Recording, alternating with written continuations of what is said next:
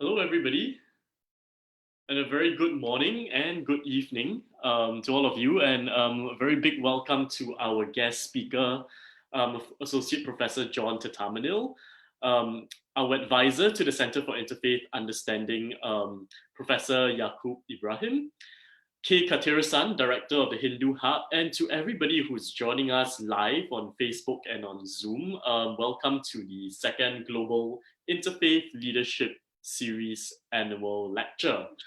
My name is Ollie and I'm a board member of the Center for Interfaith Understanding Singapore, and I will be your MC for today. So I just wanted to say that it's my pleasure to see Professor John Thatamanil again. I met him last year at the American Academy for Religion conference in San Diego. Oh, okay. Oh yes, and just a little bit from me before we start housekeeping rules. Could you please keep your mics muted so that we will not hear the feedback from your microphones? Thank you very much. So yeah, back to meeting Professor John Thatamanil. So I as some of you might know, I'm actually a PhD student in the field of the theologies of religious pluralism, and I actually do my PhD at Emmanuel College at the University of Toronto. And Professor Thatamanil is actually a valued colleague of many of my professors in the field, and he is also seen as one of the top experts in the world on religious pluralism. But I will leave more of his introduction to our session moderator later, Professor Yaacob. So let's get into it. But before we start our session, I would also like to give a short introduction to the Center for Interfaith Understanding in Singapore. But before I begin my introduction, I would like to send some apologies on behalf of our chairwoman, the chairwoman of CIFU, C. Guat Hui. Unfortunately, she was supposed to be here to give some opening remarks and introduction to the organization, but she is feeling unwell today, so our thoughts and prayers are with you, Guat, as you get well soon. So yeah, a little bit about CIFU for those of us who are participating in a CIFU event for the first time. CIFU, or the Center for Interfaith Understanding Singapore, it began as an interfaith initiative in 2019 with the objectives of promoting an inclusive space for critical engagements that bridge theory and practice on interfaith issues in Singapore. Our founding director was Muhammad Imran, who is a well-known interfaith advocate in the country. So within a year, CIFU established both local and international interfaith partnerships that benefited the Singaporean interfaith community through its various programs. In September 2020, CIFU received its status as a registered non-governmental organization under the Registrar of Societies here in Singapore. Its founding board members are prominent interfaith advocates in the country and identify as Christian, Muslim, Hindu, Sikh, Baha'i, Buddhist, and humanist, amongst others.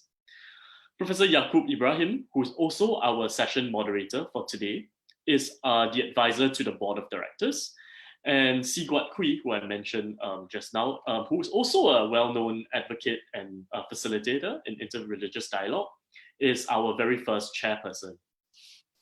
The organization looks towards creating an exciting future for interfaith work in Singapore and contribute to the global discourse on pluralist societies. So now I will introduce the GILS program in which today's lecture is part of. The GILS program, or the Global Interfaith Leadership Series program, is an annual program featuring leaders and scholars of international reputation in the field of interreligious studies and interfaith work. A keynote lecture on issues affecting interfaith relations, diversity, and multiculturalism is held annually as part of the series. The inaugural lecture was delivered last year in 2019 by Professor Francis X. Clooney, Parkman Professor of Divinity and Professor of Comparative Theology at Harvard University on the topic Deep Learning Across Religious Borders. At this second GILS lecture, our speaker is John J. Thatamanil, Associate Professor of Theology and World Religions at Union Theological Seminary in New York City.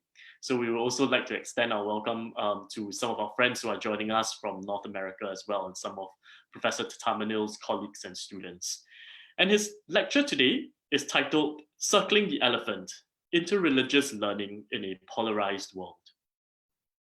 As today's lecture is a collaboration between the Hindu Hub and CIFU, Mr. K. Katharasan, Director of the Hindu Hub, and our very own Honorable Treasurer here at CIFU, will deliver today's welcome address. Katia, please. Thank you, Ollie. All right, a very good morning, good afternoon, and a very good evening to everyone, depending on where you are. Welcome to this session. And I am very honored today to be welcoming all of you to this Global Interfaith Leadership Series lecture by Professor John Thatamanil on behalf of the Hindu Hub. For those of you who may not be familiar with the Hindu Hub, a short introduction about it. Now, the Hindu Hub is a non-profit spiritual organization established in Singapore, which is committed to developing a prosperous and knowledgeable and engaged Hindu community in Singapore and around the world. Our dream is a thriving, generous, and confident Hindu community whose members are well-grounded in the wisdom of the tradition and spiritual practices and committed to a life of dharma and dedicated to success in one's life and also in the lives of others. In the recent years, the Hindu Hub has been making positive efforts to promote deeper understanding among different faiths. One such event that took place a few months ago was the interfaith conversation around diversity, commemorating the Ganesha milk miracle that happened many years ago. Talking about interfaith, now often when we talk about interfaith work, we tend to think that it is about respecting and acknowledging people of different faiths and their practices. And that's how I've been experiencing for many years the way that we do interfaith work. And we assume that this is the best way to promote religious harmony. Now, peace within and without, while it is very important, but often overrated, as I see it, because we hardly talk about how to get there. And we spend more time talking about it, but we don't spend a lot of energy discussing the means to get there. So the means to it then cannot be just about appreciating a religion other than mine from a distance. Religious understanding then requires a different means, as I see it, perhaps something never done before, or perhaps a path least traveled. There is also another important idea within Hinduism called Loka Sangraha in Sanskrit, which means well-being of the world or social integration or peaceful harmony. The Mahabharata, which presents this very beautiful term, exhorts people to engage in action that promotes this Loka Sangraha. Loka Sangraha then is not about the well-being of my religion or the well-being of my community, but the well-being of all, regardless of the differentiations, in spite of the differentiation. This is the next level of interfaith work as we see it, where we look at such work as an imperative and not a choice. We need to learn to coexist, and not only to just coexist, but to also co-create this collective well-being with our diverse beliefs together as a global community. Therefore, I see today's lecture as a step in that direction, and much needed to propel us further into realizing this collective well-being and co-creating this together. Thank you, Professor John Thatamanil, for the willingness to share with us your insights so that we can expand our mental horizons and also put to work what we learned today wherever we are. And thank you, Professor Yaacob Ibrahim, for graciously willing to chair and moderate this session.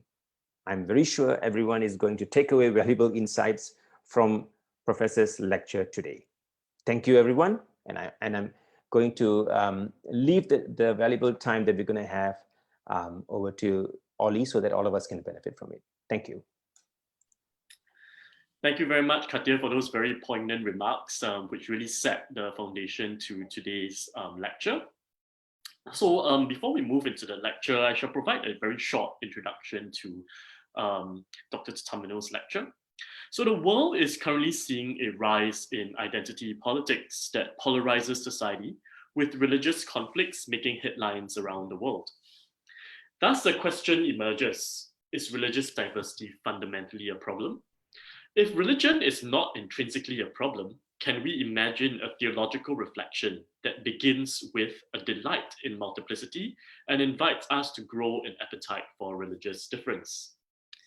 Professor John Thatamanil will invite us to imagine religious diversity as a promise instead of a problem. Beginning with the allegory of the blind man and the elephant, he will demonstrate how religious traditions have fruitfully engaged with and learned from one another. This lecture will therefore draw us towards hospitable receptivity to the religious other, while suggesting humility when interpreting religious claims about the ultimate reality from the perspectives of communities of faith.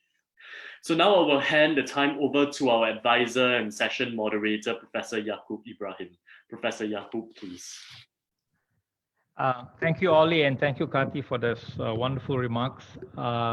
First of all, on behalf of all my colleagues here in Singapore, I welcome Professor John Thatamanil to this lecture. I understand that his time there is Saturday evening, so I apologize for taking you away from your family and your family time.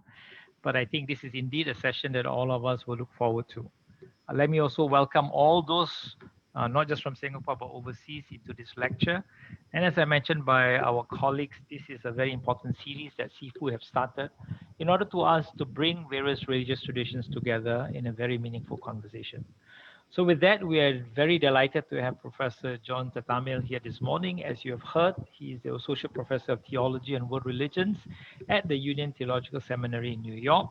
And he teaches several very interesting courses, including comparative theology, theologies of religious diversity, Hindu-Christian dialogue, theoreligion, and process theology.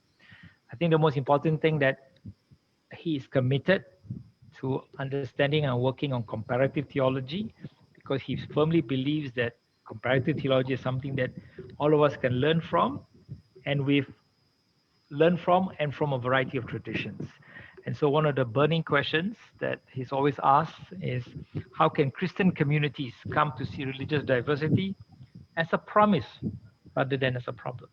In fact, I, as a Muslim, would also like to know the answer to that question, as religious diversity is also something which grapple with. So with that, let me now call upon Professor John Thatamanil to give his lecture. He will give us for about 40-45 minutes, and thereafter we'll open up for Q&A. Professor John Thatamanil, please. Thank you very much. Thank you. Let me begin by offering my thanks to Dr. Muhammad Imran Muhammad Taib of CIFU and Chairperson Yaacob Ibrahim and Director Kathy Rasan of the Hindu Hub, and Ali and all others who have made this time possible. I cannot convey how very much I wish I could have been with you in person in Singapore. And of course, that wish is in part a selfish wish to be in your lovely country.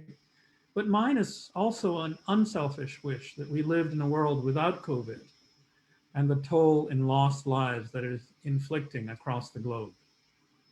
With 1.6 million lives lost globally, that toll is enormous indeed. Unfortunately, the effects of this pandemic have been gravely aggravated by other human-caused pandemics. The pandemics of racism, Islamophobia, and what Pope Francis has recently called the virus of indifference. Francis reminds us that these other pandemics are even more deadly than COVID alone.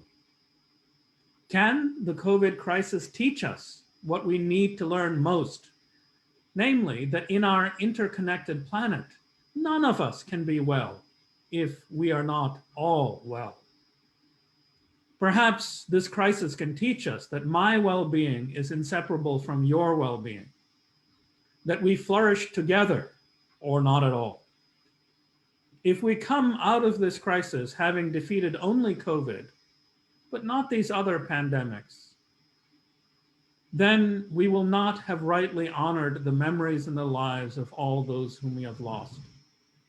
Pope Francis writes, "The coronavirus may seem special because it affects most of humankind, but it is special only in how visible it is. There are 1,000 other crises that are just as dire, but are just as far enough from some of us that we can act as though they do not exist. Think, for example, of the war scattered across different parts of the world, of the production and trade in weapons, of the hundreds of thousands of refugees fleeing poverty, hunger, and lack of opportunity, of climate change.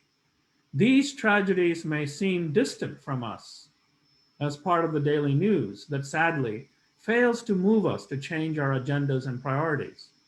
But like the COVID-19 crisis, they affect the whole of humanity."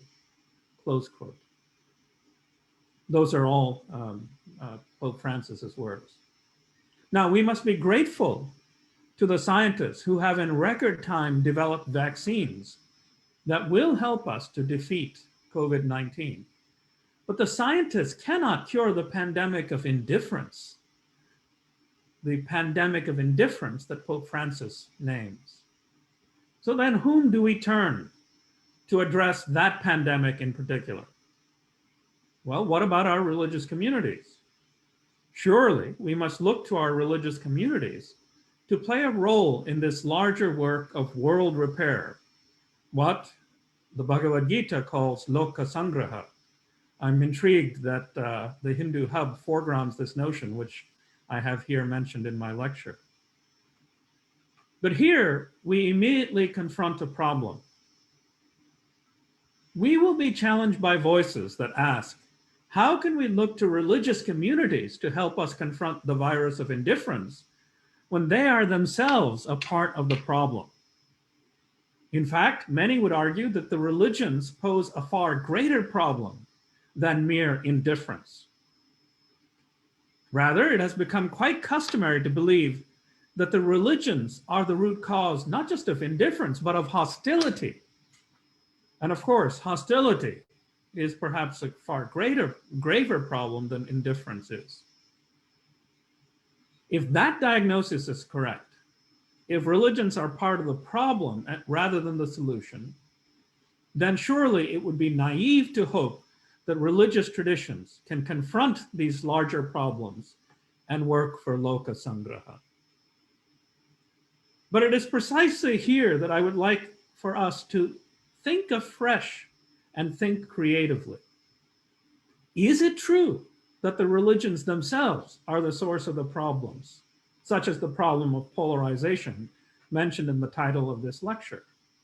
If so, which religions? Is populism a religion? Is nationalism a religion? Is white nationalism in America a religion? What about financial capitalism? Just what exactly is a religion? I fear that if we don't slow down and think carefully about these questions, we will be trapped inside conventional and unproductive ways of thinking. As you now know, I recently released a book this year entitled Circling the Elephant. I'm glad about the present title of the book, but I was also considering another title for this book for a very long time, in fact. That title would have been The Promise of Religious Diversity. I was considering that title because I have grown tired of the number of books and essays entitled The Problem of Religious Diversity. So much work among scholars of religious diversity over these past decades has begun with the assumption that religious diversity is either fundamentally a problem or a source of problems. I want to ask another question instead. Can we imagine theological reflection that begins with a delight in multiplicity? Reflection that even invites us to grow an appetite for religious difference? Might we begin to think of religious diversity as a promise rather than as a problem? And that is the question that my book sets out to explore. What I ended up arguing in that book is that religious diversity is in fact not fundamentally a problem. On the contrary, the problem is the habit we have of framing diversity as a problem. Please understand that I'm not trying to be merely clever or cute. I'm trying to make a serious argument that if we keep assuming and we keep talking about religious diversity as a problem, it will in fact become and remain a source of conflict. A great deal depends on our habits of thought and the limits those habits place on our imagination. Perhaps I can try to convey what I mean by asking some further questions. Who stands to gain by depicting religious diversity as essentially and intrinsically problematic? Who profits by arguing that the religious traditions are bound by nature to be caught up in mutual hostility? Who stands to profit by suggesting that global problems can be traced to the clash of civilizations, and the clash of civilizations in turn traced to the conflicts between religious traditions? I argue that such habits of thought are dearly loved by those who are allergic to diversity and in love with homogeneity. In the US, this kind of discourse is much loved by xenophobes, Islamophobes, white supremacists, and others. In the country of my birth, India, such ways of thinking and talking are much beloved by proponents of Hindutva. There, Hindutva supremacists argued, even before the founding of India, that Muslims and Christians do not belong. The ideologue Savarkar, who it should be noted was not himself religious, argued that Indian Muslims and Indian Christians can recognize India as Pitrabhumi, fatherland, but they cannot recognize India as Punyabhumi, holy land, because their holy land lies elsewhere, either in Jerusalem or in Mecca. For that reason, Savarkar argued that India belongs and can rightfully belong only to Hindus. In such arguments, religious diversity is regarded not as potentially problematic, but as essentially problematic. No doubt we'll all have much more to learn on these questions when your neighbor, Dr. Paul Hedges from the Rajaratnam School of International Studies, releases his forthcoming book on religious hatred. I'm eagerly looking forward to that book. But I want to begin by calling attention to this often overlooked elementary and profound fact. The people who have most to gain from casting religious diversity as a problem are those who love homogeneity and those who wish to rid their communities and their nations of religious diversity. So it would seem absolutely imperative that we who are scholars of religion should do our part to challenge the idea that religious diversity is somehow intrinsically problematic. The sad truth of the matter, however, is that scholars of religion have actually contributed to and exacerbated this habit of imagining religious diversity to be fundamentally a problem to be solved rather than a promise to be fulfilled. As a result, even many of us who are not xenophobes or Christian supremacists, many of us who still find ourselves falling into the unfortunate habit of thinking of religious diversity as a problem. In breaking free of these stale habits of thought, I draw my inspiration from the groundbreaking work of one of the greatest religious thinkers of the last century, Rabbi Abraham Joshua Heschel. Rabbi Heschel writes, "The religions of the world," and here I'm quoting him, "the religions of the world are no more self-sufficient, no more independent, no more isolated than individuals or nations. Energies, experiences, and ideas that come to life outside the boundaries of a particular religion or all religions continue to challenge and affect every religion. Horizons are wider, dangers are greater. No religion is an island. We are all involved with one another. Spiritual betrayal on the part of one of us affects the faith of all of us. Views adopted in one community have an impact on other communities. Today, religious isolationism is a myth," close quote. Rabbi Heschel directly challenges the notion that each of our religious communities can live out our lives apart from each other. You can live out your Hindu, Buddhist, or Muslim lives as I live out my Christian one in my own community. That is the view of a religious isolationist. For such people, we simply have no need of each other. And that is the view that Rabbi Heschel challenges. By the way, I want to make clear something and want to take some care to do this. You do not have to be a narrow exclusivist to be a religious isolationist. You can firmly believe that each religious tradition offers both truth and transformation, both revelation and salvation, and still fail to take a positive interest in the other.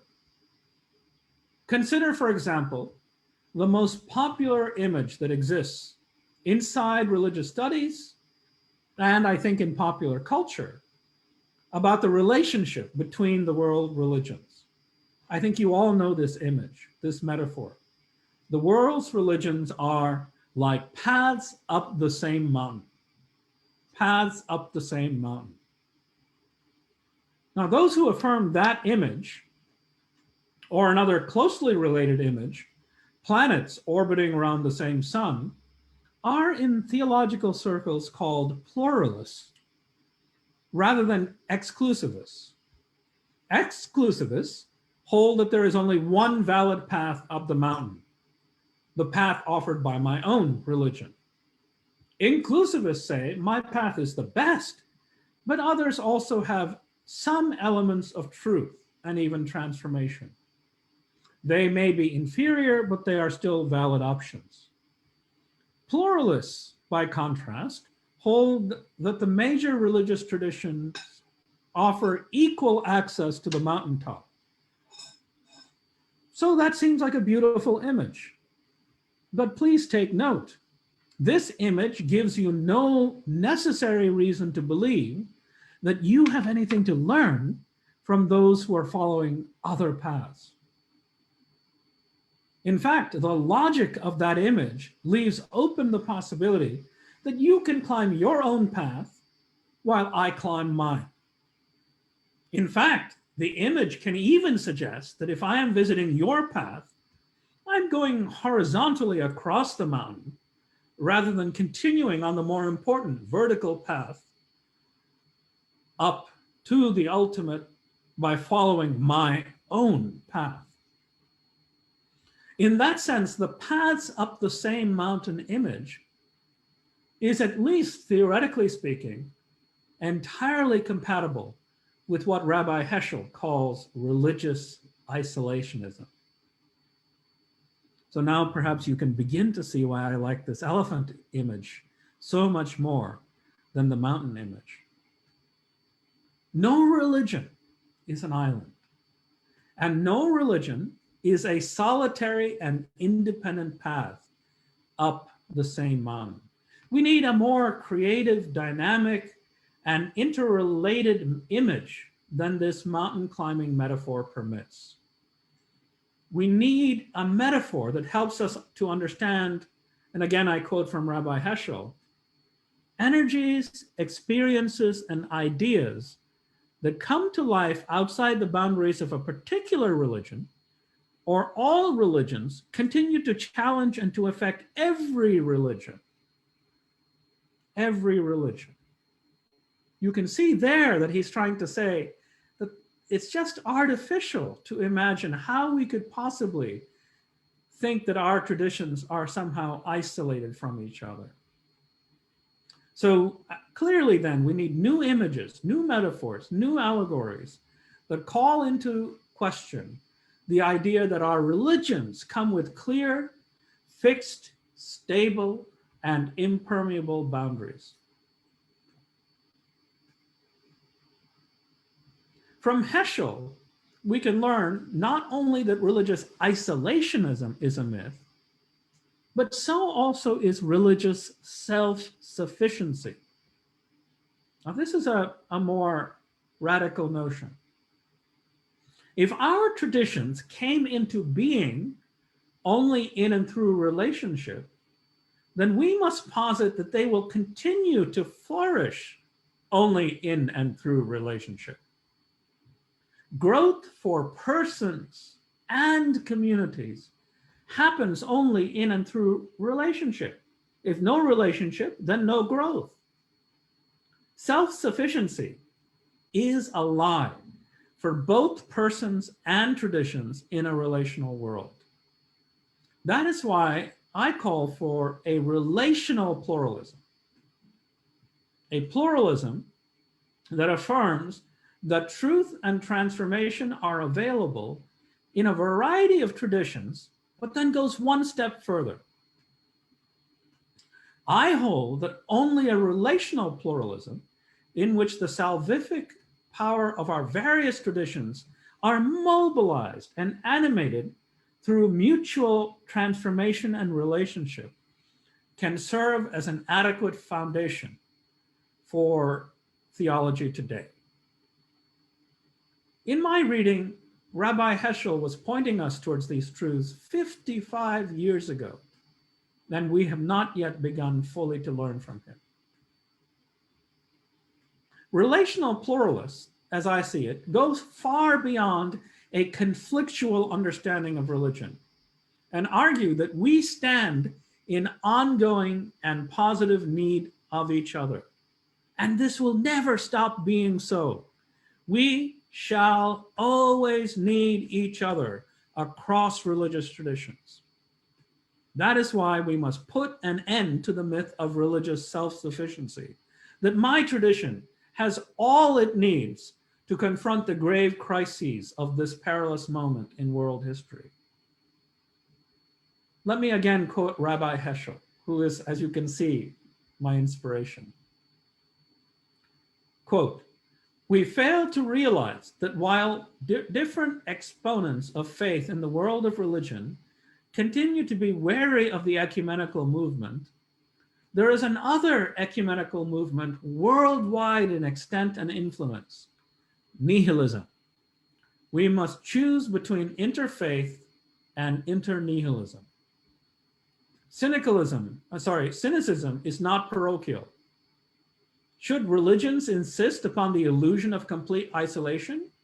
Should we refuse to be on speaking terms with one another and hope for each other's failure?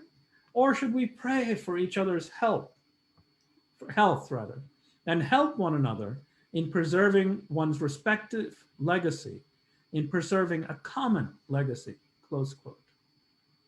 I think we know how Heschel wants us to answer those questions. 55 years later, I continue to be struck by Heschel's phrase, internihilism. By putting the word inter before nihilism, Rabbi Heschel was making a dramatic, but I think demonstrably true claim. There is cooperation between nihilistic forces. There is indeed an international axis of xenophobia and Islamophobia. Networks of mutual support exist between the global 1%, corporate capitalism, fossil fuel companies, and climate change deniers. They are very well organized. Strangely, it seems at times that the internihilists have a more robust connection with each other than the interfaith movement. What could be more nihilistic than to persist in a form of global economic life that is threatening the very existence of the human species, while daily leading to the extinction of countless of other more than human species? We know that the way of carbon capitalism is utterly unsustainable, and yet we persist. Internihilism, indeed. Surely the argument that the religious communities of the world are the problem, the argument that we have heard for the last decade from the new atheists and others, seems laughable when we take account of the power and influence of these internihilist powers that I have just named. In the face of these internihilists, we must hear again the appeal and power of Heschel's invitation for the world's religious traditions to enter into a new age of mutual learning and mutual transformation. Now for my last quote from Abraham Heschel. Is it really our desire to build a monolithic society? Is religious uniformity desirable or even possible? Does not the task of preparing the kingdom of God require a diversity of talents, a variety of rituals, soul searching, as well as opposition? In this aeon, diversity of religions is the will of God. Isn't that wonderful? In this aeon, the diversity of religions is the will of God. What a remarkable claim. Rabbi Heschel made that claim on November 10th, 1965, at my home institution, Union Theological Seminary. And 55 years later, we are still just beginning to learn from him. Here are some things I think we must still learn from him. First, it is not enough for scholars to make defensive claims that suggest that our religions are not all that bad, not really the source of violence and mutual suspicion. That is not enough. It is not enough to be defensive. On the contrary, we must robustly argue that our religious traditions are profound treasuries of rich resources that the world desperately needs. Not only that, our traditions need each other if they are to grow and to flourish. That is the argument we must make. Now, for the bad news for a moment. Instead of taking up that grand project, religious studies scholars and even theologians continue to think and talk as though religion is intrinsically problematic. How did this happen? Why does this persist? that's too complicated a question to offer a comprehensive answer, but let me offer part of the answer. I believe part of the answer is in the very category religion itself. Let me be clear, not our religious traditions, but rather the academic and colonial construction of the category religion. That is problematic. I believe that our ideas about the category religion took present configuration at about the same time that our current ideas about race came into being. In fact, in my book, I show that some of the same scholars were involved in the 19th century construction of the category race and the category religion.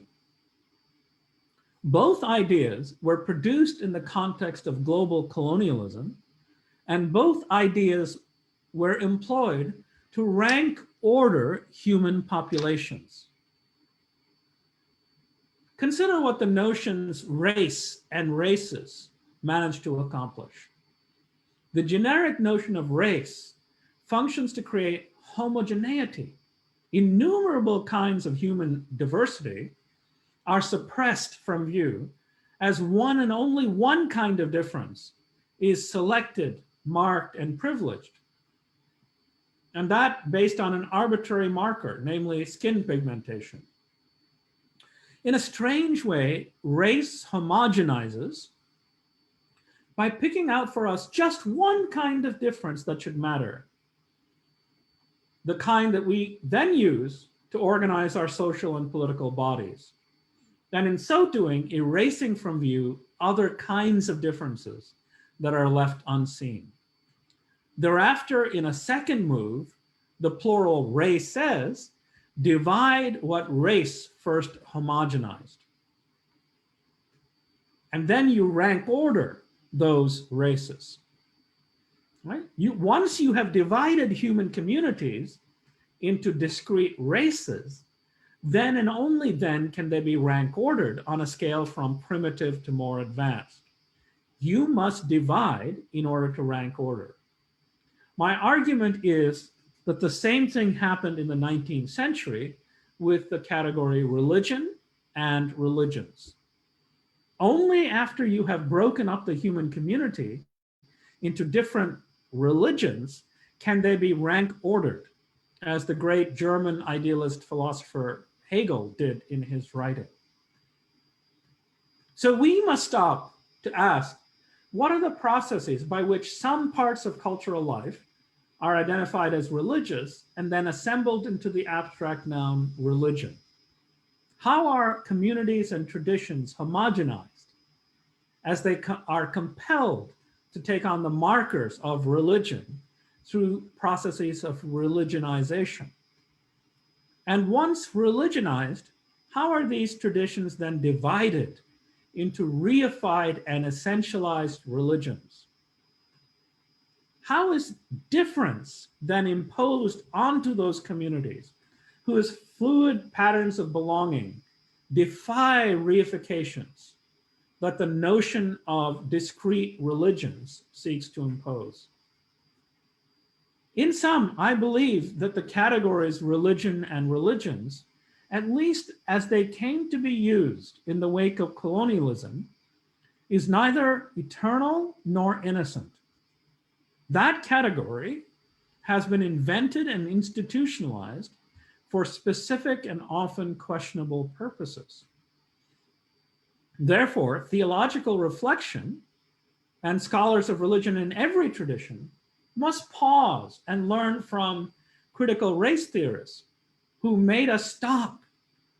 You remember, they stopped us from made us ask, well, who invented the category race? Was that an innocent category? For what purposes was that category invented? Now we, who are scholars of religion, must ask analogous questions. Who invented the category religion? And who told us that religion and the religions are bound to be necessarily conflictual? Is that even true, historically speaking? If we fail to ask those questions, then we will continue to distort reflection in just the same way that the uninterrogated use of the category race has managed to do. When we do this critical work of examining the category religion, then this is what we see. And over the last 40 years, a variety of scholars have shown us these conclusions. First, the category religion has a provincial origin in the West, but has come to be employed universally. In so doing, the category has been applied and imposed upon people and traditions that did not themselves order their lives by appeal to these notions prior to the colonial project. Number two, these Western habits of thought are problematic because they are hardly intelligible for other cultural complexes outside of the West.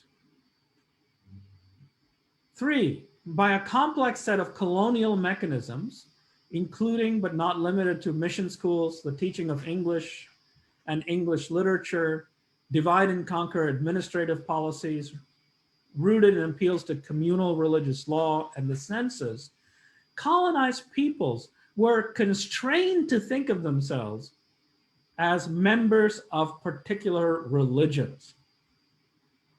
Four, on the Indian scene and elsewhere, learning to think by way of the category religion has given rise to the very idea of singular religious identity, the idea that you can only be a person who's a member of one religion at a time. That's built into our category of religion. And then this number five, the notion of singular religious identity in circular fashion is generated by and in turn generates the idea that our religions are neatly separated by clearly demarcated and impermeable borders. Number six, a relatively fixed set of traditions is accorded the status of world religions. Arriving at that status requires candidate traditions to take on the markers of identity that look like Christianity as the prototypical world religion, including most especially a written sacred scripture. So that's a lot that I've just said. What I mean to say is that there has been this vast production of centuries by which our fluid traditions were transformed into world religions, and that these world religions themselves gave rise to the idea that you can only belong to one religion at a time, and that these ideas are part of the reason why the traditions themselves have come to be perceived as problems rather than sources of promise. These processes did not happen in a vacuum. The construction of religion was an instrumental part of the operation of Western colonialism. In that sense, the modern construction of religion is far from innocent. These ideas and their imposition are to a very considerable degree responsible for our idea that religions are bound to be driven toward conflict. Just take one idea that I just mentioned, the idea of singular religious identity. The very idea that any one person can be a member of only one religion at a time is now built into our idea of what religion is. But this notion simply makes no sense for most people in East Asia or even South Asia. Whether it is in Japan, where most would regard themselves as both Buddhist and Shinto in some sense, or in China, where Confucian, Taoist, Buddhist, and popular religious elements are part of everyone's lives, you can see that the very idea of singular religious belonging does not hold. You can now see perhaps why I believe that it is absolutely imperative not only to dismantle the idea that our religions are bound to be in conflict, but also to dismantle our very ideas about religion to begin with. We cannot begin to learn from each other if we keep believing that our religions are seamlessly integrated systems divided by impermeable Trumpian walls. Those are the very ideas that I seek to challenge in my book. Against such ideas, I hold that we must do battle against religious insularity, against postures of life and thought that presume, I can understand God without help from you. In the quest for religious truth, I don't need you if you aren't part of my tradition. Those claims are rarely, if ever, flatly asserted, but they are routinely presupposed by our religions. Even when articulated with bracing clarity, such insularity might be recognized as limiting, but not invidious. Unfortunately, insularity often brings in its train a further presumption. I can also understand the meaning of your faith, your tradition, even without speaking with you. Because my religious categories help me to understand God and the world better than yours can, I am also able to understand your religion better than you can yourself. I am in a better position to discern what is legitimate in your faith than you are. Now, when I say those convictions flatly in that way, they sound crude and violating. How can I presume such things? But sadly, these convictions are not uncommon in much contemporary Christian writing about religious diversity. In my tradition, speaking as a theologian of the Christian tradition, the commandment, love thy neighbor, has not been taken to entail that I must cherish or love my neighbor's wisdom. The default assumption instead is that we can love our neighbors well enough without learning to love what our neighbor loves. I might embrace my neighbor, but I need not embrace my neighbor's wisdom. Far from regarding religious diversity as a gift, some Christians find it natural and unproblematic to wonder why the Christian God even bothers to let non-Christians exist. Against this entire way of thinking, I propose that we rehabilitate the age-old allegory of the blind man and the elephant. In my book, for reasons perhaps we can talk about in our conversation, I changed that to blindfolded persons rather than blind men. We can talk about that, I hope, during conversation. To my knowledge, the first occurrence of this allegory occurs in the Udana, which is part of the Pali Canon. So it is at least some 2,400 years old. Since then, the allegory has gone global and has been used by Jain, Hindu, Muslim, and Christian thinkers. Perhaps the most memorable 20th century use of the parable comes from Sri Ramakrishna Paramahamsa, who redeployed the allegory as a way to affirm that a variety of even sharply different religious claims might prove to be true. For Sri Ramakrishna, the allegory was an important way to affirm that God can be rightly encountered as both formless and with form. Against devotees, bhaktas, who insist that God is with form, Krishna, for example, and against Vedantins, who might argue that God is without form, Ramakrishna argued both are true. Citing the allegory of the elephant, Sri Ramakrishna said, just so, a man who has only seen one aspect of God limits God to that alone. It is his conviction that God cannot be anything else. To the devotee, Ramakrishna says, how can you say that the only truth about God is that he has form? It is undoubtedly true that God comes down to earth in a human form, as in the case of Krishna. And it is true as well that God reveals himself to his devotees in various forms. But it is also true that God is formless. God is the indivisible existence, knowledge, bliss, Satchitananda, absolute. God has been described in the Vedas as both formless and as endowed with form. God is also described there both as attributeless and as endowed with attributes, close quote. So that's Ramakrishna's use of the elephant parable. You see there what Sri Ramakrishna is doing. He is showing that this great conflict between those who hold to impersonal or transpersonal conceptions of God and others who hold to personal conceptions of God, both might be right.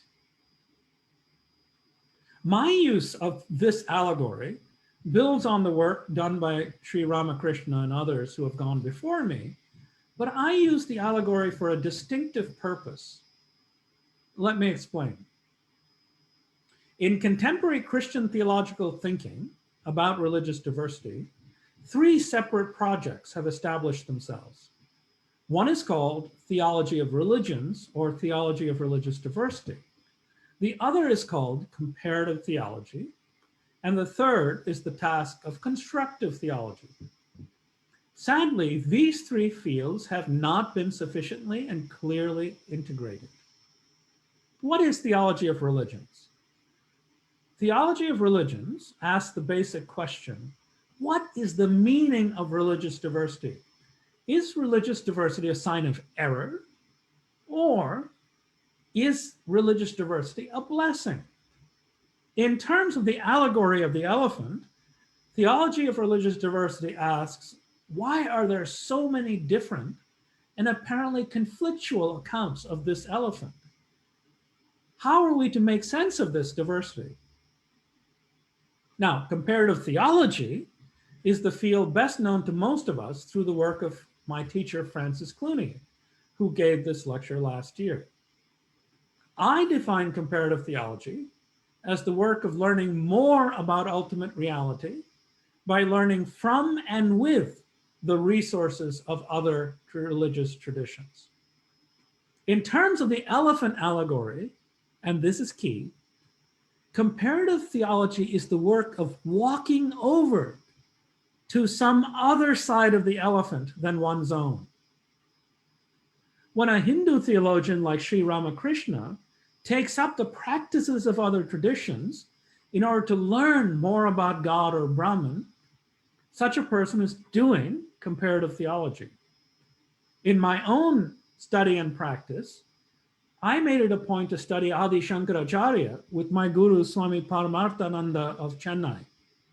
I read and studied several bhashas, the Bhagavad Gita bhasha and parts of the Chandogya Upanishad bhasha with Swamiji, and so engaged in textual and devotional study with my teacher. That is comparative theology. But I did not stop there, and I urge us not to stop there. There is a third step. The third step is the work of trying to re-describe the elephant in light of our travels to another side of the elephant. Imagine that you began your religious life near the elephant's head, and you grabbed hold of the elephant's ear. But then, hearing the cries of your Hindu neighbor, motivated by love and curiosity, you follow and walk over to join your Hindu neighbor, and now grab hold of the elephant's legs. Now you understand why your Hindu neighbor insisted on describing it as a tree trunk. Good. That is the second step. Now you're beginning to learn.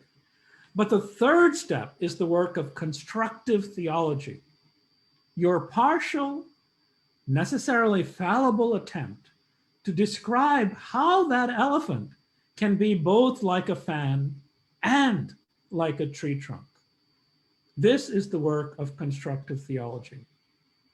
In my book, I argue that without this third step, you have not yet moved into interreligious learning. You have not yet begun to appreciate fully the promise of religious diversity. You may have moved out of your provinciality by moving over and learning from your neighbor, but you must complete the process by moving into interreligious learning. Building on the profound calling of Rabbi Heschel, this is the work of interreligious learning that I believe we in the interfaith movement must now embrace. Of course, we must work to break down walls of suspicion and distrust. We've been doing that for some decades now. Indeed, on the Christian side, that work has been going on at least since the Second Vatican Council. And after all, the first meeting in modernity of the world religions in a global scale happened in 1893 at the Parliament of World Religions, where Swami Vivekananda gave his famous speech. So in a sense, we can say that interreligious encounter has been taking place for well over a century. Still, I would hold that the work of interreligious learning remains ahead of us. In what I have said this evening, I have tried to give one explanation as to why we have not yet robustly moved forward. I have argued that our idea about what religions are has held us back and put us in a frame of mind which has taught us to value competition over collaboration. But now, living in a robustly relational world where zero-sum thinking makes little or no sense, we must move to the next step. Now we must move into mutual learning and transformation. The time has come for each of our traditions to repudiate religious isolationism and instead embrace a thoroughgoing vulnerability. If I am truly to be open to the mystery of the infinite, I must be vulnerable to the mystery of my neighbor. If I am to move ever more fully into the divine life, I must move toward my neighbor in receptivity and love. No pilgrimage to God apart from a pilgrimage toward the holiness of my neighbor. No pilgrimage to God apart from a pilgrimage toward the holiness of my neighbor. Thank you.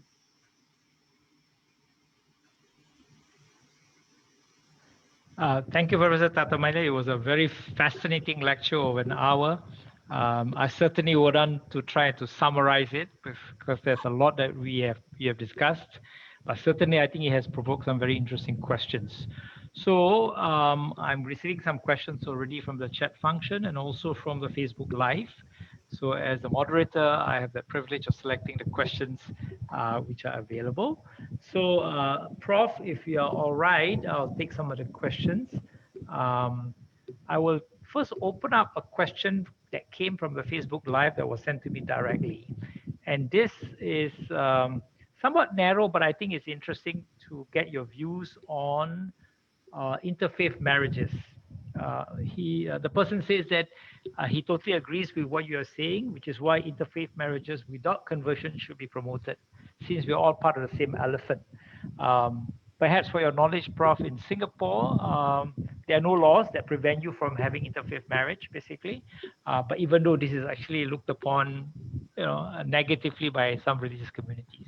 But your views on this matter, Prof, so that the persons can understand better how your whole idea about interreligious learning can also lead to things like interfaith marriages, basically. Thank you. My first thought is good luck trying to prohibit it. These matters of the heart are not easily legislatable. And I'm glad to hear that there is in fact no legal prohibition against it, because such prohibitions would be foolhardy, if not foolish. My question is not whether they should happen, but how they can be a blessing to both persons in the marriage and for others. Far too often in interreligious marriages, couples decide that to avoid conflict, they are not going to talk about religion. And the result is that the kids often end up growing up in a home where nothing happens.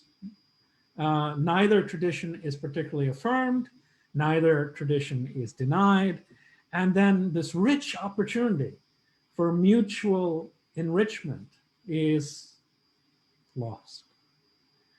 But one cannot blame such couples because our religious communities have not actually said, oh, well, this is happening. How can we support these couples? How can we create institutional spaces for mutual learning? How can we welcome both couples into our religious institutions? That work remains deeply ahead of us. That's part of what interreligious learning has to do. That's what I'm interested in. Thank you, Prof. There are two questions here which I think are related. One that came through Facebook Live and one is directly. Let me read the first one and the second one together so that you can pick it up. This is the question on religious pluralism. And he's mentioning that it's both a fact and desirable for peaceful cooperation. But for the religion, it's a question of salvation, which is a question of theological exclusivism. Will non-believers be saved in afterlife without, for example, accepting Christ as Lord and Savior for the Christians, or believing in monotheism and Islam's teaching for the Muslims? So how do you convince an exclusivist, or is that matter to be avoided in pragmatic, this worldly need for peaceful coexistence? So that's the first question. I thought there's a related question by one of our colleagues here on Zoom. He thanked you for your robust defense of plurality and mutual learning. He raised the allegory of the blind man, and some religious activists have raised the objection as follows. How do we know that all the blind men are touching the same elephant? They would suggest that different religious traditions are not referring to the same ultimate reality, and that only their own is valid. So, Prof, two questions which I thought related, and maybe you keep your insights on this. Thank you. Yes. You've done me no favor, Professor Chairperson Ibrahim, by combining these mighty questions. They're great, fantastic questions. Yeah. I think part of what has to happen with respect to the first question, and by the way, I do think that it's a problem more for Christians than for some other traditions. Right, the whole framing of the question as a question about salvation. I mean, salvation is not necessarily a question or a concern for a variety of other traditions. But let's begin with the assumption that our traditions do have very serious commitments to particular disciplines and practices that lead to personal and collective transformation. Nothing I have said is meant to diminish the claims of particularity made by religious traditions. In fact, the kind of pluralism I'm affirming affirms difference as the necessary precursor to learning. If no difference, then no learning, no possibility of learning. So our differences, including very serious ones, must be affirmed. But then inside all of our traditions, other kinds of work can be done. For example, what does salvation mean? The word salvation comes from the Latin for salus, which means healing. How can I be healed if you are suffering? If you are wounded, how can I be made whole? The word salvation, when understood deeply and profoundly, we come to understand requires not just my healing, but your healing as well. So if I understand even my own idea of salvation, then clearly I cannot believe in a God that seeks my salvation alone. I can't be saved alone. God cannot heal me if the neighbor to whom I belong isn't also healed. And in this way, I think we can begin to change our small notions of salvation and open up our traditions. Now, to the great question as to whether we're standing around the same elephant. In one sense, I cannot know, nor can you. There may be multiple elephants and someone might be standing around a horse. So I say that playfully, but what I am saying is that in one sense, it's a hypothesis.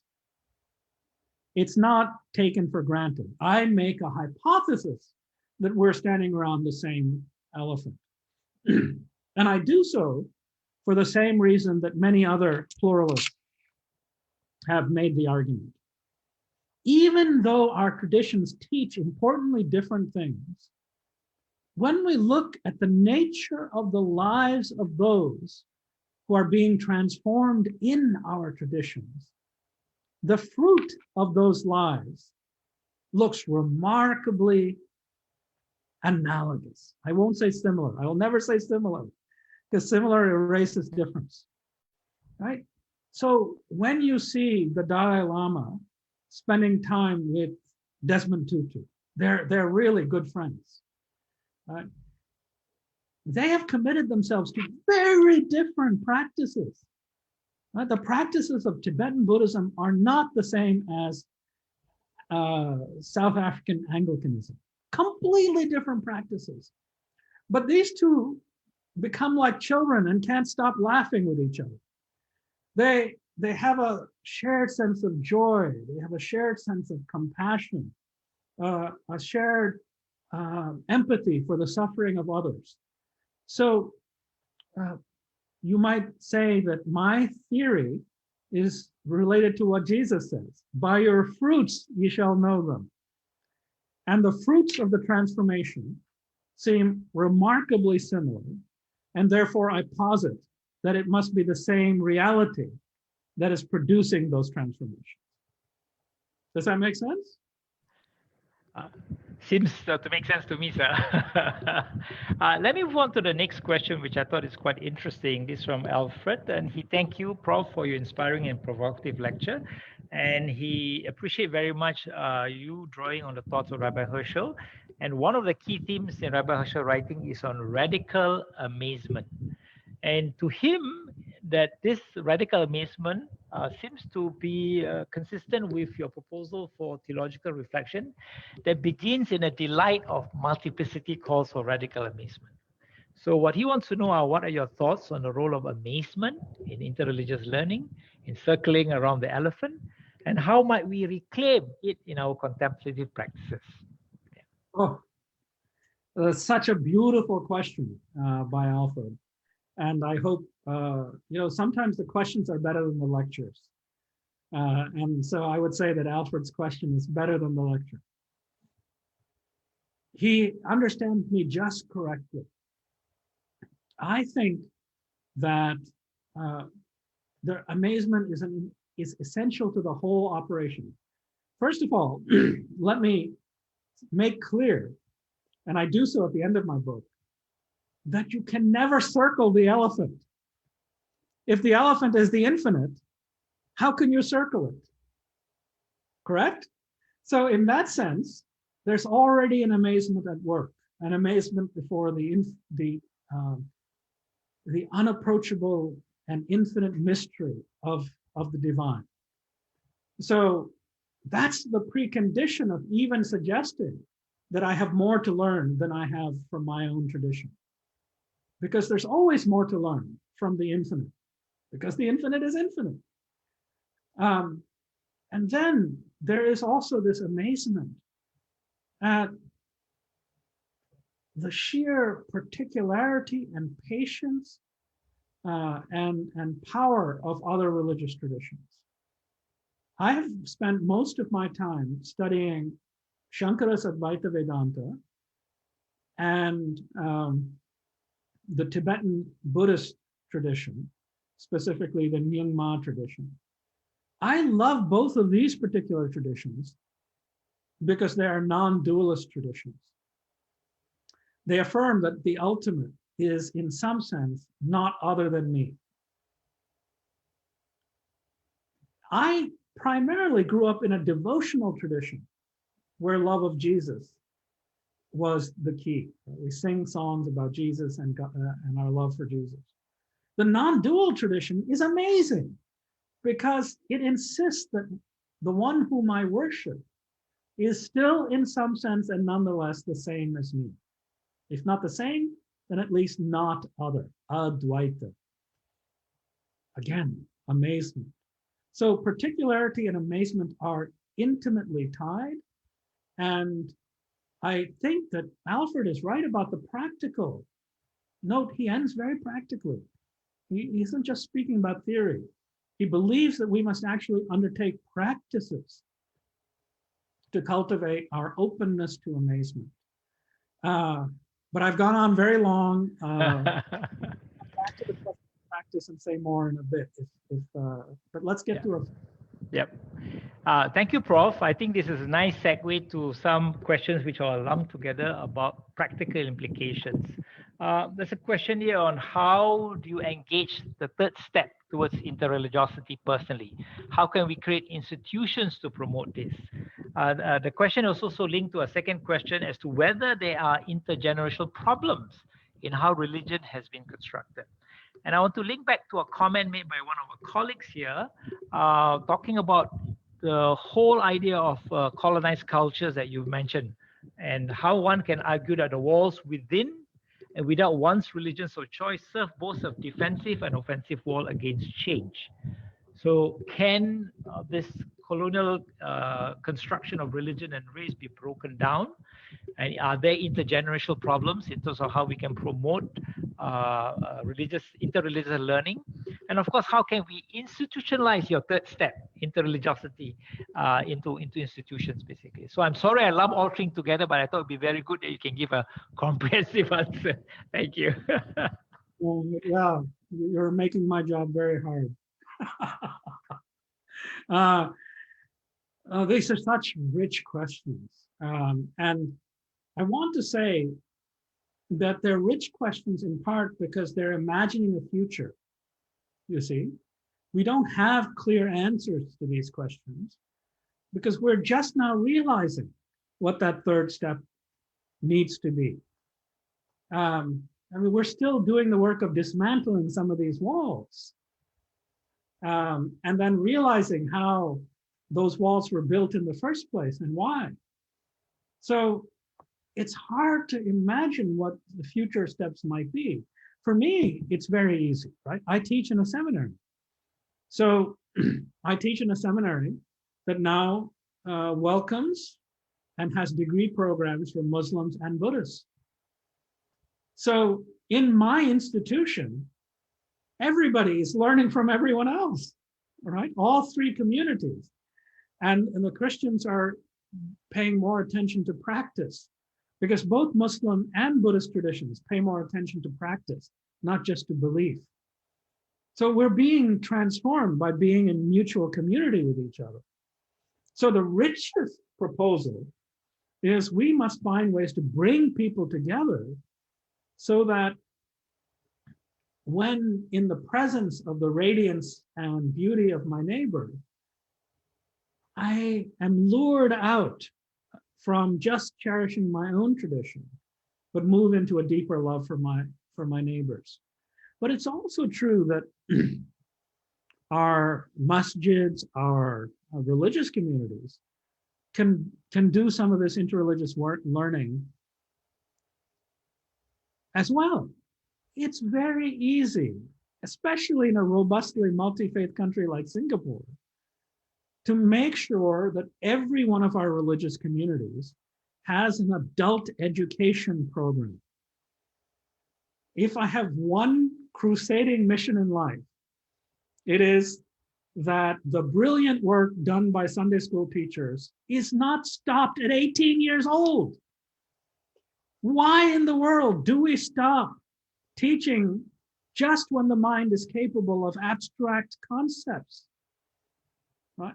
And so I think every one of our religious communities must make a commitment to adult learning, because otherwise there's no learning happening of any kind. Forget interreligious learning. But in those spaces, we can then add that every year, part of the curriculum can be learning about a specific neighbor or tradition. And one can bring in religious leaders and experts from one's neighboring masjid or temple, and in this process, begin the work of learning. Now, the great question of interreligious trauma. I think there's considerable interreligious trauma, intergenerational trauma happening because of the construction of religion. Yeah, I think my country, my home mother country of India, is reeling now with deep conflicts between Hindus and Muslims. And that conflict is itself a result of the legacy of colonialism, right? The need for Hindus to claim their own power and identity is a result of, among other things, a sense that they were seen as weak and feminized by British imperial powers. And so there's a kind of reaction against that perceived feeling of inferiority that leads to certain kinds of aggression. So these intergenerational traumas are with many of our nation states. And the marriage of religion and nationalism is a profound and toxic threat in many global locations. By the way, this is not a problem of our traditions. It's a problem of our religions marrying with nationalism. Our traditions have many more resources than our religions do. Thanks, Prof. I think your point about adult learning is a very important point, and I think that is why some of our colleagues came together and formed the center in Singapore, because we know that we can never stop learning about each other's traditions. And from what I learned from Professor Clooney when he was in Singapore, that every time you learn from each other's tradition, you should become better informed of your own tradition, which I thought, sorry, I'm an engineer, so that closed loop is actually very interesting, basically. Let me turn on to two questions, which I thought is interesting. A segue to how you dismantle these walls. Phyllis Chu asked the question, how can we solve the professional clergy's fear of losing adherents to other religions if they encourage their flock to intermingle with other religious community? And a related question, that in interreligious understanding in some areas have come to a stage where we agree to disagree. Okay, so in other words, you do interact, but you stop at that boundary, so to speak. And in the case of Phyllis's question, is there a fear that people might lose adherence because of this commingling? Your comments, Prof. Excellent questions. You know, what I know, at least in the US, is that some people, some clergy are losing people precisely because they believe that if they join, they have to become exclusive. I don't know why people don't realize that. Many young people, and I've heard clergy tell me this, they ask the clergy, well, you know, now I have kids, I'm thinking of coming back to church. You know, I want to give them what I had as a kid. I'd left for many years, but if I come back, do I have to teach my kids, or do I have to affirm that other religious traditions are false? Now, ministers are actually getting that question, which means that I think we may have more problems of losing flock, not because we're open to religious diversity, but because we are closed to religious diversity. So I don't think that's the solution to the problem. And yes, I agree that it's not enough to agree to disagree. We have to sustain disagreement to see what we can learn from the differences, rather than saying, okay, we're just going to disagree now. I mean, you know, I forget which precise verse chapter this comes from, but you know, the great Quranic verse, "Oh man, we have made you different so that you might know each other." Right? I wish I could steal that verse and put it in the Bible. We don't have anything nearly that wonderful in our traditions. Some come close, but not that wonderful. Right? So I would say that that's what we need. That's a Quranic mandate that I think should apply not just to Muslims, but to all of us. Yeah. Yep, that's a very important verse for us Muslim. I can't remember exactly where it comes from, which chapter. I'm sure Imran knows it at the back of his hand. But those are the verses that we live by, that God has created diversity only for us to get to know one another more than anything else. Prof, there is a comment here that I thought I'd just share with you, and after that a question. This comment came from Bishop Terry Key. Bishop Terry Key, for your information, is currently the president of the National Councils of Churches in Singapore. It's a very important organization. And his quote, and I read it, "The humility of the finite before the infinite is truly the beginning of learning about and the growing in understanding of the infinite," basically. So I thought I'd share that with you because Bishop Terry is very much involved also in interfaith work in Singapore. To that, I would add a question by Mr. S. Lim. I'm not sure whether Mr. or Mrs. But really what this person is referring to, that in your talk, when you talk about religious diversity, you seem to focus on major world religions. The question is, what are your thoughts on extending relational pluralism to new religious movements or emerging forms of spirituality and humanism, or even banned religions, especially since these do not have the weight of long religious and textual traditions? So about new religious groups that have emerged, and how does your theory fit into all of these things? Let me begin by just saying a deep amen to the bishop's comment about humility. I would add only this: even if I believe that my tradition has received some special revelation, it does not follow that I have understood it. You know, it is often my neighbor from another tradition that sometimes sees the meaning of my tradition.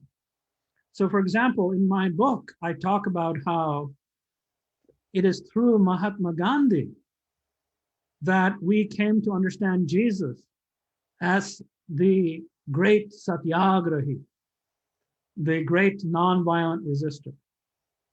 Now, notions of turn the other cheek and so forth have always been present in our Bible. It's there, right?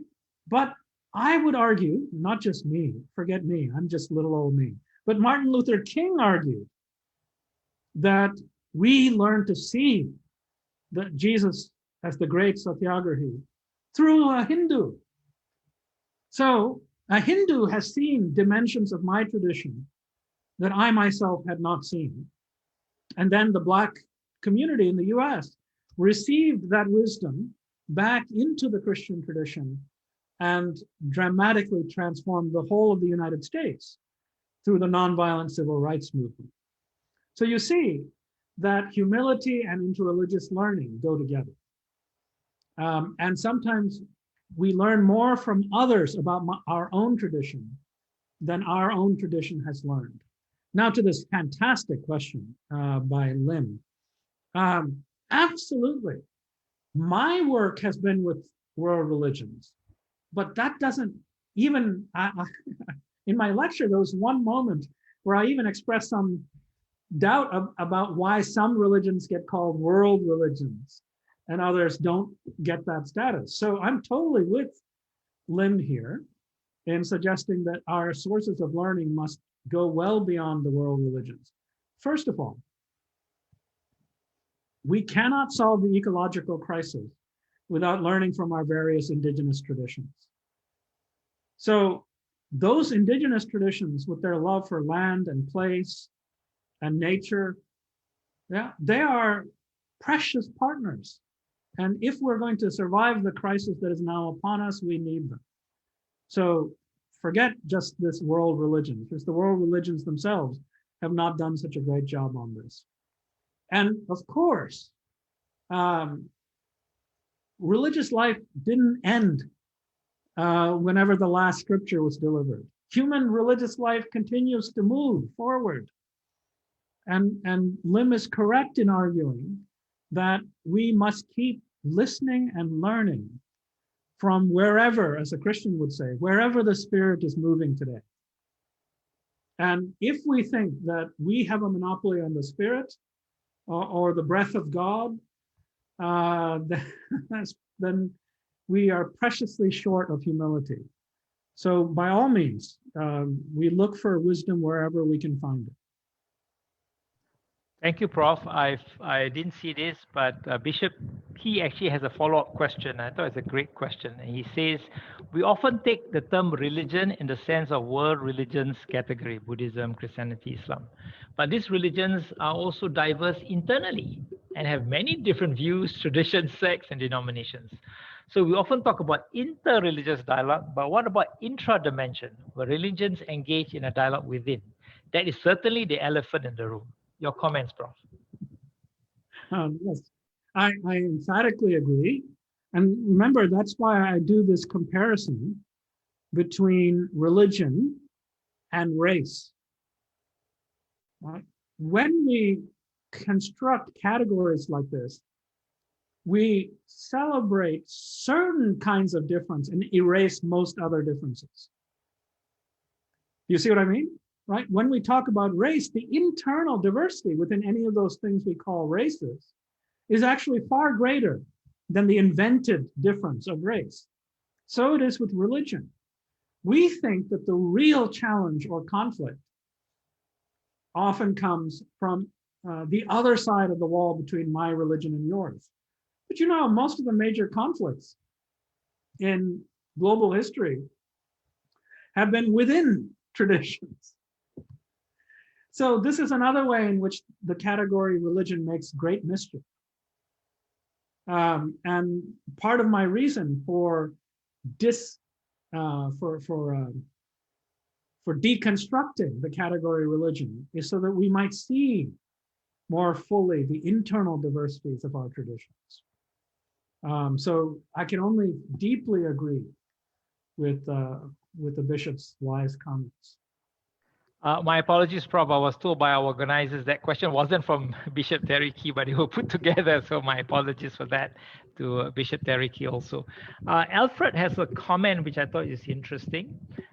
His comment is that whether it is one or another elephant, I wonder if the focus is less on the elephant, but the humility of presuming to be blind in the first place when entering into a religious dialogue, and the blindness that calls us out of the dominance of sight to other embodied modalities of touch, sound, smell that we need to recover.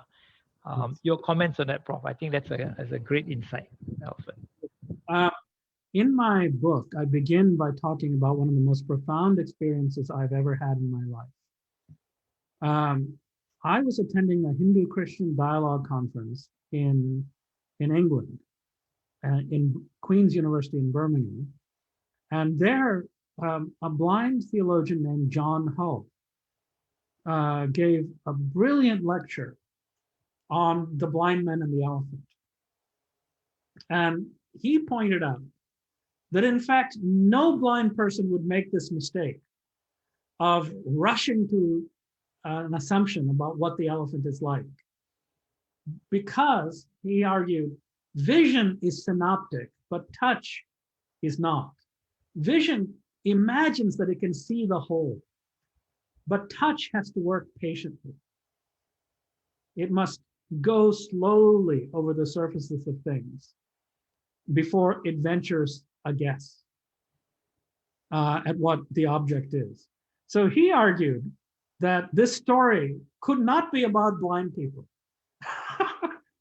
He said, if you're going to tell the story, you must either tell it as a story about sighted persons in a dark room or blindfolded persons. So this goes directly to Alfred's comment, right, about other modalities.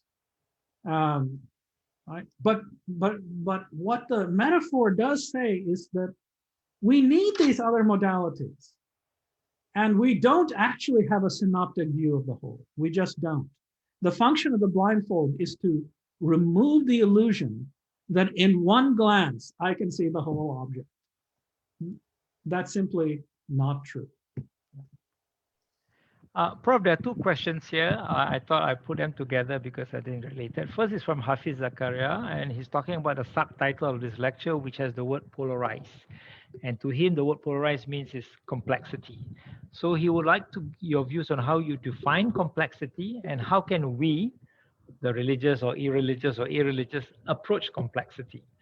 And the second question by Oli, which I thought is related, is also about how science and religion can work towards relational plurality, particularly in today's world often seen as post-truth.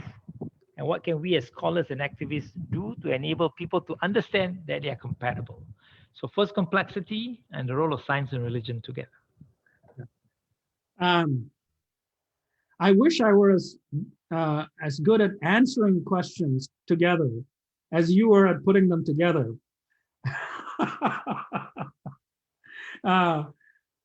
It's wonderful to see your mind at work, Professor Ibrahim. And these questions are just stellar. I see someone named Lynn noting that these are such great questions. So now, first of all, I actually want to switch the order of the questions. I believe it was Ollie that might have raised that second question about science and religion. Somehow he's anticipating what I'm working on in my next book. I really do think that the great insight that we have to come to about this post-truth moment that we're in requires the cooperation of the sciences and the religions. Now, in order to get to what I mean, I must actually do a slight diversion to Michel Foucault, the French philosopher. Foucault argued in one of his last lecture courses that the Enlightenment is the first time in human history that human beings thought that all one needed to do to know the truth was to open one's eyes. Open one's eyes, suddenly the truth is there. What Foucault meant is that prior to modernity, every other tradition insisted that you had to pay a price in order to know the truth. In other words, truth can only be known through a process of spiritual transformation. You have to become a person worthy of receiving truth. Does that make sense? Right? You have to go through some spiritual practices, karma yoga, bhakti yoga, to talk about the Hindu tradition. You have to do sadhana, some spiritual discipline, in order to remove the obstacles that prevent you from seeing the truth. So that gift that you can't actually know the truth until you can desire to know the truth, and you only desire to know the truth by undergoing spiritual transformation, is a gift that the religious traditions of the world and the spiritual traditions of the world have to offer to help us to explain why we have become so resistant to learning from the sciences and have fallen into a post-truth world. So you see how the sciences need to tell us, yes, we now see and understand the truth is more than a matter of following proper epistemological procedure. Of course, that's true. But the spiritual life that makes us prepared to learn and know the truth, that too is needed. So I'm glad to see a scientist of your stature joining in this program and in this way, embodying this truth, Yaacob. So I hope that makes sense. Now, the polarized word, I'm not a big fan of that word. I do think we're living in a polarized world, but it's because of the mischief made by categories like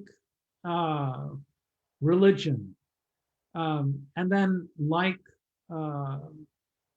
the absolutism of nationalisms, of white supremacisms, and so forth. I think that the world, if it were understood to be composed of multiple kinds of difference, more like a rainbow rather than a binary, would become much harder to polarize, right? It's much easier to polarize a binary than to polarize a multiplicity. You know this as a scientist, right? Binary systems, easy, 0 or 1, right? Black or white. So polarization occurs when differences are erased and reduced into simple and facile oppositions. Complexity actually makes polarization harder. So I'm actually a fan of complexity, but not of polarization. Thank you. It's an excellent explanation for that difference. Prof, if I now can exercise my privilege as a moderator to ask a question. It's a segue from what you mentioned earlier about the fact that in order for you to sort of learn, you should be able to receive from others, basically, and people must be willing to sort of come in. As you all know, as you know now, there's been this rise in what they call the commoditization of religion. So Rumi, for example, has been adopted in the West, you know, as the great savior. People are into yoga for a variety of reasons, basically. Different religious practices have been adopted and even monetized by certain groups of people, basically. Do you see this as healthy, as a way to also help people to understand other religious traditions? Or do these create more barriers? Because when you begin to compartmentalize some of these religious traditions as something that you can adopt, you therefore say that you don't need to know the history of the religion, you just take this practice. Your views on that, Prof? It's a fantastic question. In a discussion of some of my recent work, a brilliant student who is familiar with the disability theology movement and the disability rights movement mentioned a phrase that's central to the disability rights movement. Nothing about me without me. Nothing about me without me. So don't make decisions for the disability community without consulting that community, right? That's the basic meaning. I wonder if we would be in much less trouble if we applied that rule by learning from the disability community. Nothing about my neighbor's religion without my neighbor. Right? If I am appropriating a practice, but I'm not in relationship with the community whose practice it is, I am likely to be engaged in something questionable. But if I am receiving something through intimate relationship with them, then likely things are not going to be problematic. So I would use the wisdom of nothing about me without me. Then learn that wisdom and say, you know, if I'm going to do yoga, then it's incumbent upon me to start learning from people who are seriously steeped, so that I'm not making, use of other people and their religious treasures for my private gain. Thank you, Prof. Thank you. Let me turn now back to the chat. There are two questions which I thought I should attend to. First is by Yixing. It's a question whether there's a way in which we can judge progress, you know, in our promotion of mutual understanding and mutual transformation. So the example he cited would be, you know, if some people do not want to share the same table for meals, would that be a kind of progress, you know? The second question by Mei Chuan is that, is there a difference between spirituality and religion? Can one be spiritual but not religious? I thought these are two questions that perhaps you can take it together, Prof. Yeah. So in my book, I make a distinction between interpretive schemes and therapeutic regimes. Interpretive schemes tell us what the world is like. So in every tradition, There are cosmologies, there are stories, there are metaphysical systems. These tell us what the world is like. But that's not enough.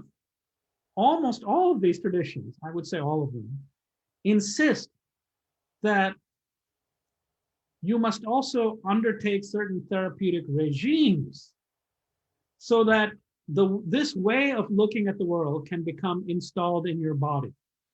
Otherwise, it's like reading the recipe but not eating the meal. No good. Or reading the prescriptions but not taking the medication, right?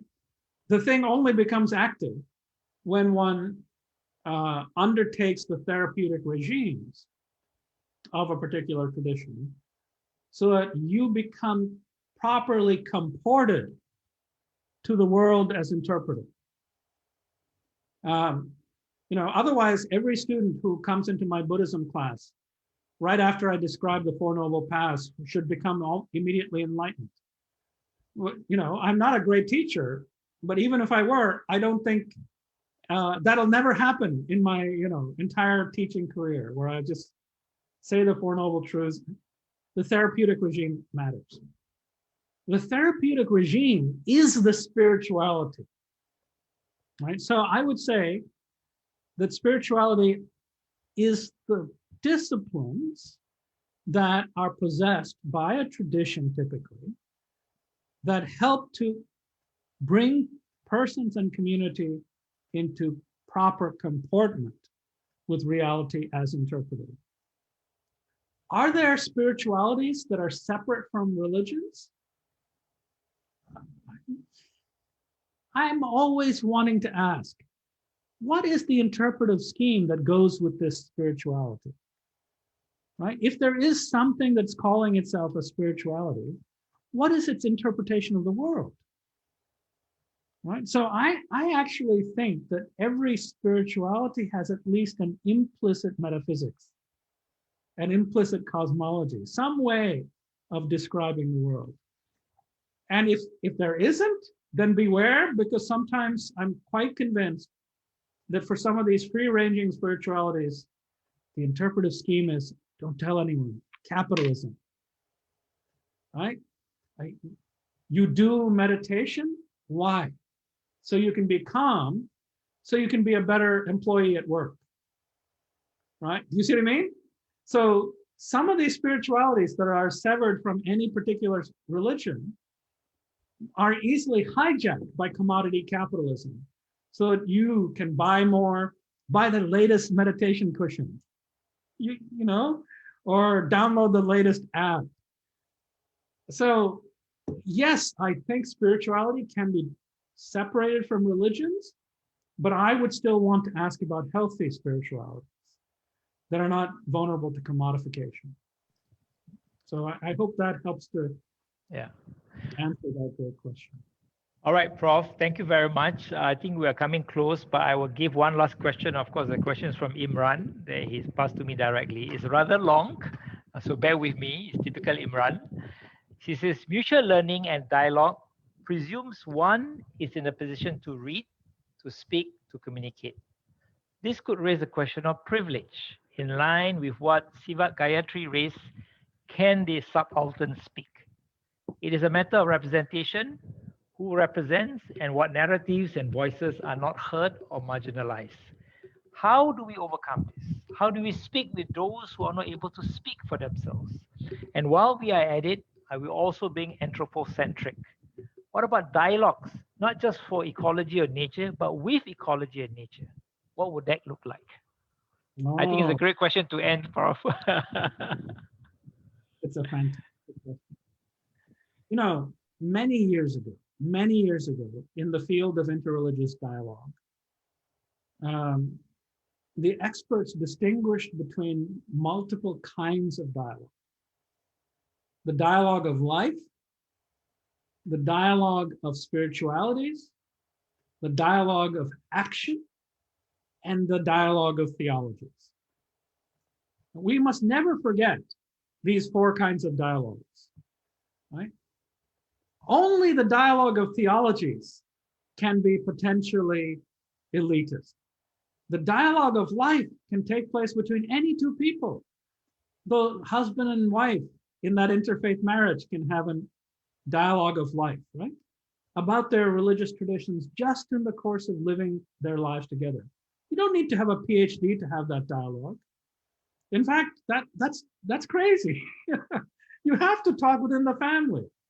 And then there's the dialogue of action, where ordinary persons from various communities come together and work for social justice. That too doesn't require PhDs or literacy even, right? And the dialogue of silence even doesn't necessarily require a higher order elitist credentialing.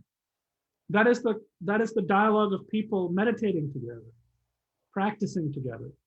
So my answer is yes, of course, we must be careful of privileging the elite dialogue of theologies over these other kinds of theologies. In fact, the other kinds of lived conversation may be more important. So that's part of my answer to the searching question by Muhammad. Now, the dialogue with nature. Yes, absolutely. Absolutely. I don't quite yet know what that dialogue will look like, but he's absolutely on to something. I would insist here that this is where we need the help of our indigenous brothers and sisters from various traditions. You see, even if I must actually talk to nature directly, best I learn from those who've had this conversation now for a few thousand years. They've been telling us that the trees talk to us and we laughed at them. And now in the front page of the New York Times, just 2 weeks ago, there was an article about how trees communicate through their root systems. So apparently now the scientists come along and say, oh no, you weren't crazy to think that, well, so you see what I'm saying, right? We must learn wisdom from those who were wise long before we were. That's a good point, Prof. And I suppose I take comfort in the fact that President-elect Joe Biden has just appointed a Native American to be the Secretary of Interior. Long overdue, and they are basically people who understood the country long before the arrival of the white man. We're very close to the ending, but I thought I just want to ask one final question for your thoughts. I think I have to be fair to all of people in Singapore here. You know, we are a very multi-religious, very diverse society. In fact, there was a study done recently to show that we are the most religiously diverse country in the world. Given that, and the fact that we have a government which is secular in terms that it doesn't favor any religion, what is your view about what you have just suggested about circling the elephant as part of an overall, shall I say, curriculum that can be embedded in every religious traditions in Singapore from day one? Because I think what you are trying to teach has to be something which is embedded from the early years, the way we are taught our religious tradition. Do you see that as something possible for all of us to adopt this within our religious curriculum so that what we have as religiously diverse society doesn't become a problem, but becomes a promise, as you mentioned in your book, of something greater and something better for everybody in Singapore? Your thoughts, please, Prof. Professor Yaacob, that's a beautiful question. You know that some of the most important work being done globally is in the sphere of comparative secularisms. So what is happening is a conversation about what secularism can mean. One of the most important thinkers in this field is an Indian thinker named Rajiv Bhargava. I'll type his name here for those of you who are interested in tracking down some of his articles and books. And what Dr. Bhargava reminds us is that secularism doesn't have to look like either laïcité en France or like American secularism. It can at least, and perhaps maximally, look like Indian secularism when it's working. Right? In India, secularism is not understood by appeal to the metaphor of the wall of separation between church and state, nor is it that really radical notion of laïcité in France. Right? It's instead a different way of thinking about secularity as celebration of a religious plurality, a deep affirmation of religious plurality as a good, as a central good in the life of the nation. There's much more to it than that. My intuition is that Singapore-style secularism is probably closer to India than it is to either France or the US. So within that Singapore-style secularism, which if I'm correct, that it's closer to India's sense, then within that kind of a polity, yes, by all means, it seems that there's an ethos and there is a cherishing that makes possible that kind of work on learning at very early ages about religious diversity. I think that's a brilliant idea, and I would love to learn more. Perhaps if I come to Singapore at some point, we can see and I can learn a little bit about how this is actually working on the ground there. Thank you, Prof. Excellent answer. I certainly agree with you that the kind of secularism that we have in Singapore is very different. To quote from one of my friends, he says Singapore is secularism with a soul because we acknowledge the role of religion. But sometimes I also am fearful of the fact that some people do see religious as being divisive rather than basically coming together. But as you rightly pointed out, this is a work in progress. It is ongoing. So with that, Prof, I really thank you for really having this wonderful session. For me, this is an eye-opener because it's the first time I've heard about you, read your book, read your introduction. I'm looking forward actually to buy your book, Circling the Elephant, to deepen myself in terms of this whole idea of comparative theology.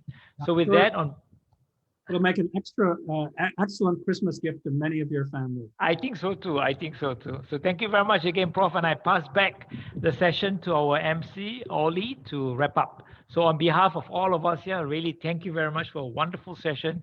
And I apologize if I've been very difficult in the Q&A session, Prof, but I thought that's what I should do basically. So thank you very much. And I look forward to meeting you either here or in the States basically one day. Inshallah. Thank you very much. You were wonderful. Thank you. Thank you for that, Professor Yaacob. So now we have come to the end of our second annual GILS lecture. I would like to invite everybody here on Zoom and even on who is watching on our Facebook Live to give Professor Thatamanil a virtual round of applause. Before I call today's session to a close, just want to give a little plug to Professor Thatamanil's book, Circling the Elephant, A Comparative Theology of Religious Diversity. Unfortunately, Professor Thatamanil's book isn't available for purchase physically in Singapore, but you can find it online on Amazon or Book Depository. We get a lot of my books on Book Depository in Singapore because delivery is free, but do give them some time because they usually, on Amazon or on Book Depository, they actually send it down from abroad, either from the US or the UK. Also, for those of you who do not know, the Center for Interfaith Understanding in Singapore has a publishing wing as well. And one of the books that we have recently published is very much related to Professor Thatamanil's lecture on interreligious dialogue and pluralism. And that is a book by our chairwoman, Si Guat Kui, on Christian-Muslim relations in Singapore. And this is published last year in 2019, and it is available for sale from the Center for Interfaith Understanding. So please, if you are interested, write into us by private message, by PM on our Facebook page. Also, like in line with what I'm just talking about Facebook, do follow us or like our page on Facebook. Our website is in the midst of being created and it will be up soon, and there'll be a few social media accounts which follow in the meantime as well. So once again, thank you very much to Professor Thatamanil, and also thank you very much to Professor Yaacob for moderating our session. And from all of us at the Center for Interfaith Understanding Singapore, We wish you very happy holidays. For those of us who are celebrating Christmas, a very Merry Christmas. And we hope to see all of you in the new year. Thank you and goodbye.